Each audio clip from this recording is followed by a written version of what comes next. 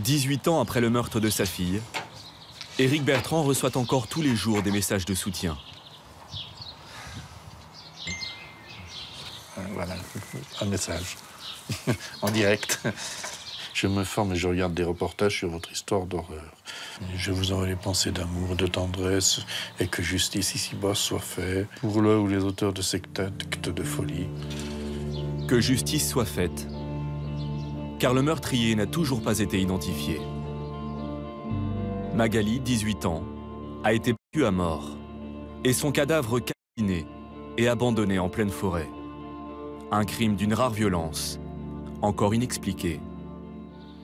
Le papa, chauffeur routier, lit chacun des messages. Bonjour, je vous ai fait parvenir un petit don il y a maintenant plusieurs mois. Dans l'espoir d'un indice qui pourrait relancer l'enquête. Par exemple, on sait qu'on ne connaît pas l'endroit où elle a été brûlée. Si quelqu'un trouve quelque chose par rapport à ça, ça peut... Waouh! Tous ces messages, tout ça, c'est vrai que ça t'aide à continuer et à vouloir trouver. Parce que c'est ce qui m'importe, quoi, connaître la vérité. Malgré les années qui passent, Éric Bertrand n'a jamais perdu espoir.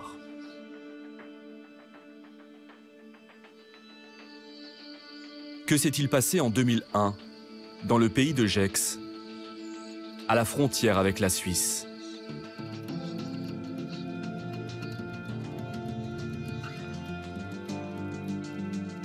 Cette nuit du 26 au 27 mars, Blaise Cudé, un agriculteur, est réveillé à 2 h du matin par les aboiements de ses chiens. Il s'étonne mais se rendort. Au petit matin, son jeune neveu, parti chercher des morilles dans les bois, découvre un corps, juste à l'entrée de la propriété. C'était là, ici. Là, il y avait un petit bosquet, elle était contre le bosquet, là, la tête en bas. Le corps était recouvert, était caché sous des branchages? Même pas, comme ça, le pied est dépassé dans la route. Et même les gendarmes qui étaient arrivés, il s'est garé, puis il me dit, il est où ce corps? Ben, je lui dis, ben, tu vois, un peu de plus, tu passais sur le pied, là. Jeté là, sur le bord de la route, le cadavre d'une jeune femme. Il est brûlé aux 2 tiers. À ses côtés, un mégot de cigarette d'une marque suisse et un jerrycan d'essence vide. Aucun ADN. Les enquêteurs parviennent à identifier Magali grâce à une bague qu'elle porte à l'annulaire gauche. Selon l'autopsie, elle a été rouée de coups et étouffée. A priori, elle n'a pas été violée. Mais une affaire comme ça, j'ai jamais vu. Puis j'aurais jamais pensé y voir. Et puis si on se dit, qu'est-ce qu'elle a pu faire pour mériter une mort pareille, hein? De l'avis de tous, la jeune femme au visage encore poupon et tranquille est casanière. Caissière dans un magasin de bricolage, elle habite le petit village d'Ornay, dans un appartement de 7 immeubles au rez-de-chaussée, avec ses 2 chiens et son mari.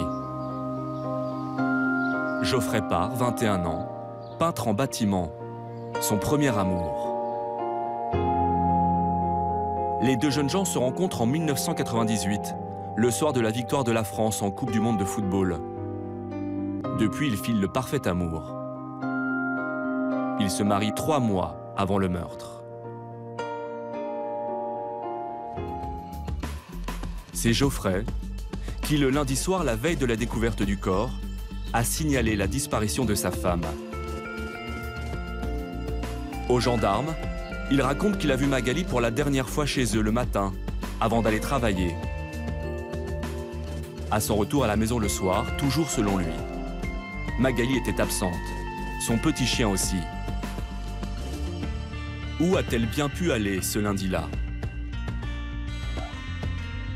Les gendarmes tentent de retracer son parcours. Ils s'aperçoivent que les 2 cartes bleues du couple ont été utilisées en fin de matinée dans un village à 10 km d'Ornay pour des retraits dans 2 distributeurs. La carte de Magali a été avalée après 3 codes erronés. La carte de Geoffrey, que Magali avait toujours sur elle, a permis de retirer 200 francs, soit 30 € dès le premier essai. Mais impossible de savoir qui a effectué ces transactions, les distributeurs n'étant à l'époque pas équipés de caméras. Autre élément, 3 témoins disent avoir aperçu Magali dans les environs, accompagné d'un homme d'à peu près 25 ans, qu'ils décrivent comme un gitan, et dont ils dressent ce portrait robot. Les enquêteurs ont alors la certitude que l'homme, peut-être avec un complice, a kidnappé la jeune femme, sans doute alors qu'elle promenait son chien avant d'aller au travail, pour lui voler de l'argent. Éric, le papa, et Marie, sa compagne au moment de la disparition, font alors pleinement confiance aux enquêteurs, qui se veulent très rassurants. Ça, c'était les... Fais-moi encore avec Magali. Pour ça, je me rappelle de leurs phrases, mais ne vous inquiétez pas, monsieur Bertrand. Ils ont fait beaucoup de fautes. Dans une semaine, on a les coupables. Ça, c'est la phrase qu'ils m'ont dit. Alors, elle est là, hein, celle-là. Dans toute la région, les gendarmes multiplient les auditions de gens du voyage, de sans domicile fixe. Mais toujours en vain. Ferait-il fausse route? L'avocat des parents de Magali, maître Georges Rimondi, déplore qu'ils s'obstinent à suivre la piste du kidnapping par un ou des inconnus, sur la base de témoignages qui, selon lui, ne sont pas fiables. Magali, elle est blonde, elle a les cheveux lisses. Des gens ont dit, on a vu effectivement quelqu'un de ce profil alentour, près du tabac. Mais est-ce que c'est elle? Après, les gens peuvent, de bonne foi, évidemment, se tromper et affirmer que c'est elle, mais on n'a pas, de manière absolument définitive, la preuve que c'était elle. Autre élément troublant pour l'avocat, le chien de Magali a été retrouvé dans un champ 3 jours après la disparition, et étonnamment, tout propre. Ça aussi, ça a été très suspect parce que on se dit, si le chien qui l'accompagnait s'était sauvé au travers champ comme ça et qu'il soit revenu par instinct, il aurait dû être tout dégueulasse. Or, il était nickel. Parfumé, il avait même le parfum de Magali. Pourquoi un inconnu aurait-il pris soin du chien? Et comment aurait-il pu approcher le Rottweiler, une race qui ne se laisse pas facilement apprivoiser? La scène du crime laisse aussi perplexe. Magali n'a pas été tuée et brûlée là où elle a été retrouvée. Pourquoi le meurtrier a-t-il déplacé le cadavre? Pour Sandrine Watkan, une experte en criminologie embauchée par les parents de Magali, c'est parce que le tueur est forcément un proche et qu'il a voulu brouiller les pistes. Quelqu'un qui n'aurait rien à voir avec Magali l'aurait agressé sur place et l'aurait laissé sur place. C'est très compliqué de transporter un corps calciné. Dès lors, on imagine bien que l'auteur a pu se sentir en danger s'il ne le faisait pas. C'est donc que le lieu de crémation est assez significatif pour lui. C'est un espace sécurisé où il a ses habitudes et il a pu se dire qu'il fallait absolument qu'il déplace le corps, auquel cas on aurait pu faire le rapprochement avec lui. La spécialiste remet aussi en cause le mobile du crime avancé par les gendarmes. Le vol d'argent avec les retraits aux distributeurs? Pour elle, ça ne fait aucun sens. L'auteur ne retire que 200 francs du compte de Geoffrey. On se demande un petit peu pourquoi s'il ne le connaît pas. C'est donc, selon moi, qu'il gravite dans l'entourage de Magali, mais également de Geoffrey, puisqu'il ne veut pas lui nuire plus que ça. Magali avait-elle des problèmes avec son entourage? Tout n'était en fait pas si rose dans sa vie. Après son décès, les enquêteurs découvrent qu'elle prenait des antidépresseurs en cachette de ses proches. Elle avait aussi posé plusieurs arrêts de travail. Son couple avec Geoffrey se portait-il si bien que cela? Le père de Magali et son épouse en doutent, d'autant plus que Geoffrey a selon eux un comportement étrange dans les jours qui suivent le meurtre.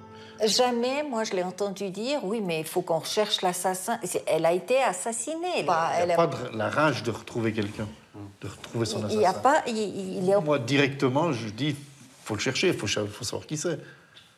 Lui, apparemment, non, il n'a pas besoin de chercher. Pas une semaine après, une fille qui le maternait un petit peu, on va dire, hein, eh ben, il voulait coucher avec elle. Donc, dès que j'apprends ces conneries, quoi, je dis, c'est bon, ce mec-là, C'est pas normal. Geoffrey aurait-il tué sa femme? Il est le dernier à l'avoir vue vivante. Il a aussi un casier judiciaire. Il a été condamné en Suisse, alors qu'il était mineur, à 1 semaine de prison ferme pour avoir frappé une ancienne copine. Mais pour les gendarmes, ça ne fait pas de lui un assassin. Et il reste persuadé que c'est un rôdeur qui a tué Magali. Éric Bertrand est furieux. La piste de l'entourage a selon lui été trop vite écartée. C'est dur, mais ça va. Mais de toute façon, il fallait le faire. Ils n'ont pas contrôlé les voitures des proches, ils n'ont pas contrôlé l'appartement, ils ont rien fait, en fait. Au départ, moi, je pensais qu'ils avaient tout fait, qu'ils connaissaient leur boulot. Et puis finalement, tu t'aperçois que c'est des branlicots, quoi, puis qu'ils ont rien foutu. Le papa regrette aussi que d'éventuelles preuves près du cadavre de sa fille aient été souillées, et même que des prélèvements aient été perdus. Les enquêteurs de l'époque continuent encore aujourd'hui d'affirmer qu'ils n'ont commis aucune erreur. Quoi qu'il en soit, l'enquête reste au point mort pendant 10 ans. Plusieurs juges et enquêteurs se succèdent, jusqu'en 2012, et l'arrivée d'un nouveau magistrat. Au parquet de Thonon-les-Bains, ce juge reprend le dossier à zéro et décide de la toute première garde à vue dans l'affaire. Celle de Geoffrey. Il s'est remarié. Il a 4 enfants. Les nouveaux enquêteurs découvrent que son alibi n'avait pas été vérifié à l'époque. En réalité, il n'est allé au travail qu'à la mi-journée. Qu'a-t-il fait ce matin-là? Il ne donne aucune explication. Les enquêteurs entendent aussi une deuxième personne. Le père de Geoffrey, Patrick Parr, ouvrier. Il fume des cigarettes de la marque suisse, comme le mégot retrouvé près du cadavre de Magali. Et son portable a borné près du domicile de la jeune femme le lundi matin. Pompier volontaire, il a aussi une bonne connaissance du feu. Aurait-il aidé son fils à brûler le corps? En garde à vue, les 2 hommes nient être impliqués. En l'absence de preuves, ils sont relâchés. Nous avons pu joindre Patrick Parr au Portugal, où il passe sa retraite. Il confirme s'être rendu chez Magali, mais selon lui, pour une simple visite de courtoisie. Bon, comme il faisait beau, j'ai dit, bon, je vais passer. Je passe, personne. Et donc, je suis reparti. Et puis voilà. Et puis l'après-midi, j'ai eu un coup de téléphone, non, pas dans l'après-midi, dans le soir, et dit Geoffrey, qui dit, papa, oui, j'ai dit oui. Est-ce que tu avais Magali? Ben, je dis, écoute, non, je l'ai pas vu. Ah bon, pourquoi elle n'est pas là? Elle dit, je sais pas où est-ce qu'elle est. Elle Magali, ben, je dis, écoute, elle s'est peut-être disputée avec toi, puis elle est peut-être repartie. Je sais pas, chez ses parents, ou j'en sais rien, Geoffrey, que tu dis. Ouais, tu comprends, puis j'ai des problèmes de téléphone, j'arrive pas à la joindre. Et puis normal, ben, 2 jours après, j'ai appris son décès. Est-ce que vous avez brûlé le cadavre de Magali? Messieurs, je vous le dis encore une fois, ça, c'est impitoyable celui qui a fait ça. Mais je n'ai pas le cœur à tuer une poule ni un oiseau, encore moins un corps, monsieur. Et respect à son âme, s'il vous plaît. Mais pourquoi c'est nous, la famille Parr, qui subissons? Pourquoi? Après les gardes à vue des 2 hommes, à nouveau, l'enquête piétine. En 2016, le corps de Magali est exhumé. De nouveaux prélèvements sont effectués sur son cadavre, mais les résultats tardent à venir. Pour la justice, le dossier n'est plus prioritaire. Nouveau rebondissement, il y a 1 an. Geoffrey, au chômage et en instance de divorce, se prend à son domicile. Est-ce un aveu de culpabilité? Il ne laisse aucun mot pour expliquer son geste. Sa veuve, que nous avons eue au téléphone, n'a pas souhaité nous rencontrer. Mais elle a accepté que nous retranscrivions ses paroles. Pour elle, Geoffrey n'a rien à voir avec la mort de Magali. Je suis restée 16 ans avec lui, et je suis intimement persuadée qu'il n'est pas responsable de la mort de Magali. Jamais il ne m'a frappée, il n'était pas violent. Il pouvait paraître fort, mais il était en fait très vulnérable. Avec la mort de ce témoin clé, l'enquête devient encore plus compliquée. Il y a 6 mois, les hommes de l'Office central pour la répression des violences aux personnes, des pros des cold cases, ont repris le dossier. Ils ont pu obtenir l'analyse des prélèvements effectués sur le corps de Magali à son exhumation. De l'ADN masculin a été retrouvé. Une première dans cette affaire, en 18 ans. À qui appartient cet ADN? Est-ce celui du meurtrier? Il est inconnu des fichiers de la justice. T'as mis du kirsch? Un petit peu. J'ai pas mis beaucoup de kirsch. Pour le père de Magali, ce nouvel espoir de connaître la vérité ravive l'absence de sa fille. Elle nous manque à nous, elle manque à ses frères et sœurs, elle manque à tout le monde. Il manque à tout le monde. T'as beau dire, elle est là, on vit avec, on pense toujours à elle, mais physiquement, elle n'est plus là. Dans les prochaines semaines, l'ADN retrouvé sur le corps de Magali devrait être comparé à celui des protagonistes de l'affaire. C'est sûr qu'elle manque.